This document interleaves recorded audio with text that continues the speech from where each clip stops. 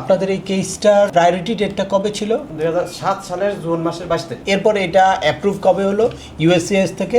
2007 সালের সেপ্টেম্বর মাসে। Recently family ইমিগ্রেশনের অনেকগুলো কেস এক্সপার্ডাইট হচ্ছে অটোমেটিকলি, যেটা নিয়ে আপনারা আসলে মানে অধীর আগ্রহে থাকতেন বা অনেক বেশি টেনশনে থাকতেন যে আমাদের চাইল্ডের এইজ আউট হয়ে যাচ্ছে, এইজ আউট হলে আমার চাইল্ডকে নিয়ে কি যেতে পারবো কি না, তাদের কথা বিবেচনা করে ন্যাশনাল ভিসা সেন্টার যেই চাইল্ডগুলা এইজ আউট হওয়ার পথে আছে বা এইজ আউট হওয়ার সম্ভাবনা আছে তাদের কেসটাকে অটো এক্সপার্ডাইট করে দিচ্ছে। আজকে আপনাদের সাথে একটা রিয়েল কেস স্টাডি শেয়ার করব, যেটার মধ্যে থেকে আপনারা একদম ক্লিয়ার একটা ধারণা পাবেন যে কোন কেসগুলা এখন অটো এক্সপার্ডাইট হচ্ছে বা আপনার কেসটা কি আসলে অটো এক্সপার্ডাইট হওয়ার জন্য এলিজিবল কিনা, বা আপনার কেসটা যদি এলিজিবল হওয়ার পরেও অটো এক্সপার্ডাইট না হয় তাহলে আপনাদের কি করণীয়। চলুন শুরু করা যাক। তার আগে বলে নিচ্ছি, যারা আমাদের চ্যানেলে নতুন বা আমাদের চ্যানেলটি এখনও সাবস্ক্রাইব করেননি, please hit the subscribe button. আর যারা অলরেডি সাবস্ক্রাইব করেছেন তাদেরকে অসংখ্য ধন্যবাদ।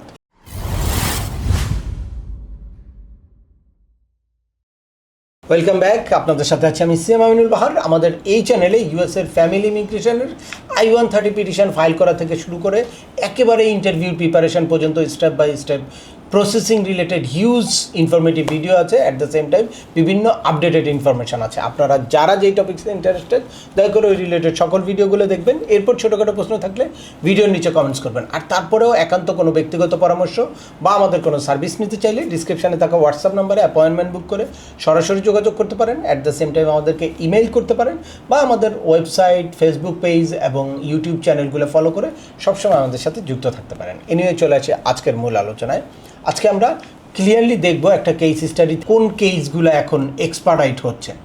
জি, আসসালামু আলাইকুম। ওয়ালাইকুম আসসালাম। একটু আপনার নামটা বলবেন। আমার নাম মোহাম্মদ ইয়াসিন আলী। F4 ক্যাটাগরি তো? F4 category. তো আপনাদের এই কেসটার প্রায়োরিটি ডেটটা কবে ছিল? 2007 সালের জুন মাসের 22 তারিখ। ওকে। এরপরে এটা অ্যাপ্রুভ কবে হলো ইউএসসিএস থেকে? 2007 সালের সেপ্টেম্বর মাসে।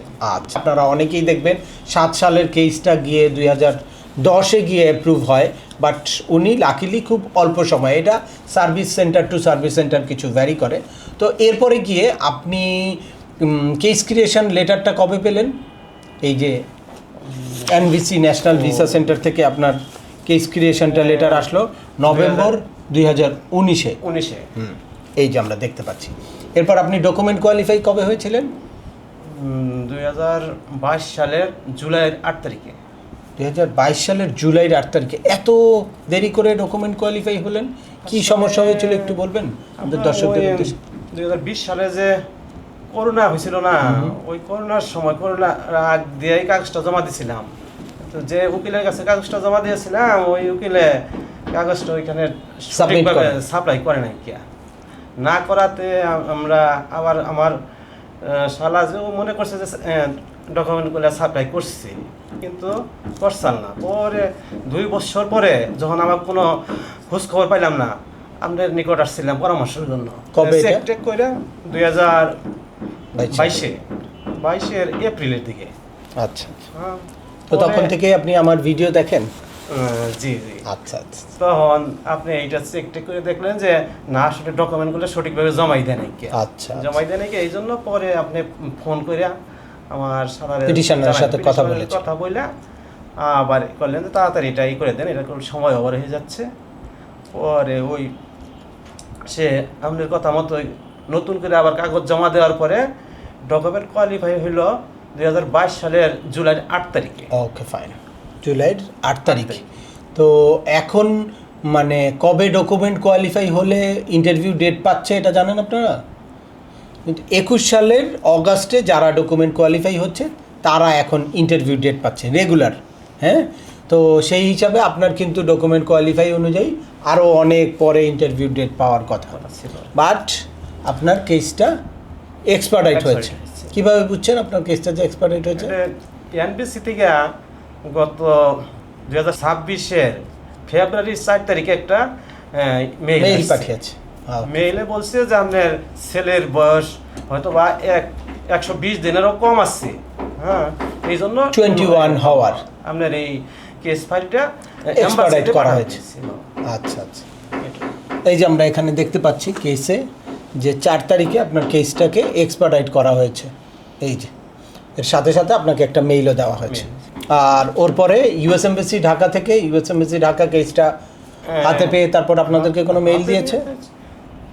ফেব্রুয়ারির 16 16 তারিখে তারিখ। একটা মেইল দিছিল যে একটা ডেট নেওয়ার জন্য। দেখি ওই লেটারটা আপনার এখানে বোধহয় আছে, দর্শকদেরকে একটু, এই যে ফেব্রুয়ারির 4 তারিখে যখন কেসটা এক্সপার্টাইট হলো, ন্যাশনাল ভিসা সেন্টার তার কেসটার ইউএস এমবাসি ঢাকাকে পাঠিয়ে দিল।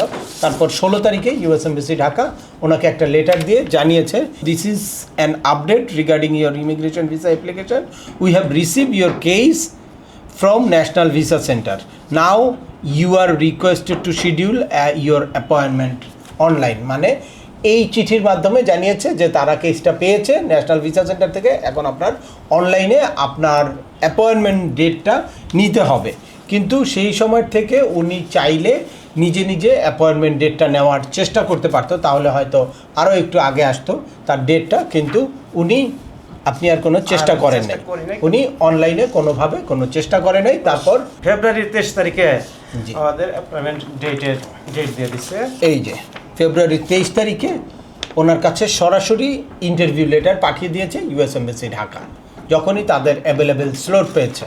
তো আর ইন্টারভিউ ডেটটা দিয়েছে 4th মার্চ 2026। এখানে দুইটা জিনিস খুব ইম্পর্টেন্ট। আপনারা অনেকেই মনে করছেন যে আমার চাইল্ড এইজ আউট হয়ে যাচ্ছে, আমাকে তো কেস এক্সপার্টাইট করছে না বা এক্সপার্টাইট দিচ্ছে না, আমি কি করব? তাদের একটা এক্সপার্টাইট রিকোয়েস্ট ন্যাশনাল ভিসা সেন্টারকে পাঠাতে হবে। অনেক সময় দেখা যায় যে ন্যাশনাল ভিসা সেন্টার আপনার ইনফরমেশনটা আপডেট নাই, বা তাদের ডাটাবেজে ওই জিনিসগুলো তাদের নজরে আসে নাই, বা মিসিং হয়ে গেছে, 120 দিনের সময়টা পার হয়ে গেছে। তখন গিয়ে আপনি যদি একটা এক্সপার্টাইট রিকোয়েস্ট দেন, তাহলে তারা কিন্তু এই কেসটা আবার এক্সপার্টাইট করে ইউএস এমবাসি ঢাকাকে পাঠিয়ে দেবে। এর মধ্যে আরেকটা জিনিস দেখেন, এখানে কবে এই ইন্টারভিউ লেটারটা পাঠিয়েছে? ফেব্রুয়ারি 23 তারিখ। হ্যাঁ, 23শে ফেব্রুয়ারি, আর ইন্টারভিউ ডেট হচ্ছে 4th মার্চ। এটাও কিন্তু একটা টেনশনের ব্যাপার, যে অনেকেই চিন্তা করে যে এই অল্প সময়ে কিভাবে আমি মেডিকেল করব বা কিভাবে আমি প্রিপারেশন নিব।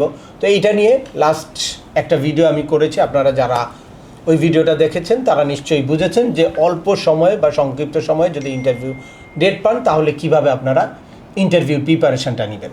তো এখন যেহেতু ভিসা পজ আছে, সুতরাং আপনারা যখনই ইন্টারভিউ লেটার পাবেন তখনই দ্রুত একটা মেডিকেল করে তারপর ইন্টারভিউর জন্য সঠিক প্রিপারেশনটা নিয়ে নেবেন। আর এক্ষেত্রে আপনারা অবশ্যই কোনো এক্সপার্টের সাথে পরামর্শ করতে পারেন, বা আপনি যেই লয়ারের মাধ্যমে ডকুমেন্টগুলো সাবমিট করছেন তার সাথে কথা বলে ভালো করে ইন্টারভিউ প্রিপারেশন নিয়ে তারপর যাবেন। এখন আসি যে যেই চাইল্ডের জন্য এই কেসটা এক্সপার্টাইট হলো, সেই চাইল্ডের ডেট অফ বার্থটা কত, সেটা আমরা বুঝলে আপনারাও এটার সাথে কম্পেয়ার করতে পারবেন। তোমার নাম কি? মাহবুব আলম ইমন। আচ্ছা, তুমি তো এই কেসের সাথে জড়িত। আচ্ছা আচ্ছা, তোমার ডেট অফ বার্থটা কত? 4th June 2005। 4th June 2005। That's mean 2025 এর জুন হচ্ছে, অর্থাৎ 20 বছর 8 মাস অ্যাকচুয়াল এইজ যাদের, তাদের কেসটাকেই তারা এক্সপার্টাইট করছে। অর্থাৎ সিএসপিএ এইজটা এখানে তারা ধরছে না, তারা অ্যাকচুয়াল এইজ অনুযায়ী যারা 21 অ্যাবাভ হতে যাচ্ছে তাদের কেসটা অটো এক্সপার্টাইট করছে। আর যারা এর বাইরে চলে গেছে, ওই রিমাইন্ডারটা হয়তো অনেক আগে আছে, তো কেউ যদি এর চেয়ে বেশি বয়স থাকে, অবশ্যই আপনারা কেসটা এক্সপার্টাইট করার জন্য ন্যাশনাল ভিসা সেন্টারকে রিকোয়েস্ট দিতে পারেন। এমনিতে যদি তারা নর্মালি কেসটা এক্সপার্টাইট করে, এই কেস থেকে আপনারা বুঝতে পারলেন যে চাইল্ডের এইজ কত থাকলে অটো এক্সপার্টাইট হতে পারে বা এক্সপার্টাইটের জন্য আপনারা এলিজেবল থাকেন। তো সেক্ষেত্রে চাইল্ডের এইজ এর থেকে বেশি থাকলেই আপনারা কিন্তু এক্সপার্টাইট রিকোয়েস্ট দিতে পারেন। এর মধ্যে আরও দুইটা জিনিস আপনাদের মাথায় রাখতে হবে। এক হচ্ছে আপনার কেসটার ফাইনাল অ্যাকশন ডেট কি কারেন্ট হয়েছে কিনা, এটা একটু মাথায় রাখতে হবে, এবং আপনি ডকুমেন্ট কোয়ালিফাইড কিনা এটাও কারেন্ট মাথায় রাখতে হবে। যদি এই দুইটা কন্ডিশন ফুলফিল করে আর চাইল্ডের এইজের যেই সময়টা এইটা ফুলফিল করে, তাহলে আপনারা কিন্তু অটো এক্সপার্টাইটও পেতে পারেন। আর অটো এক্সপার্টাইট না পাইলে আপনারা যখনই এক্সপার্টাইট রিকোয়েস্ট দিবেন, আপনাদের এক্সপার্টাইট রিকোয়েস্টটা অ্যাকসেপ্ট করার চান্সেস অনেক বেশি থাকে। তো আজকের ভিডিওটি আর দীর্ঘায়িত করব না, আশা করি এই ভিডিও থেকে আপনারা একদম রিয়েল কেস স্টাডি থেকে ক্লিয়ার একটা ধারণা পেয়েছেন যে কারা কিভাবে চাইল্ডের এইজ আউটের জন্য কেসটা এক্সপার্ডাইট হতে পারে, অটো এক্সপার্ডাইট হতে পারে, বা অটো এক্সপার্ডাইট না হলে আপনাদের কি করণীয়। তারপরেও আপনাদের যদি এই সংক্রান্ত কোনো রকম কোনো প্রশ্ন থাকে অবশ্যই আমাকে কমেন্টস করে জানাবেন। আর ভিডিওটি ভালো লাগলে বা তথ্যবহুল মনে হলে লাইক দিয়ে আপনার বন্ধুদের মাঝে শেয়ার করে দেবেন যাদের এই ইনফরমেশনগুলো অত্যন্ত প্রয়োজন। আবার দেখা হবে নতুন কোনো গুরুত্বপূর্ণ টপিকস নিয়ে। সে পর্যন্ত সবাই ভালো থাকবেন, সুস্থ থাকবেন এবং আমাদের চ্যানেলের সাথেই থাকবেন। আল্লাহ হাফেজ।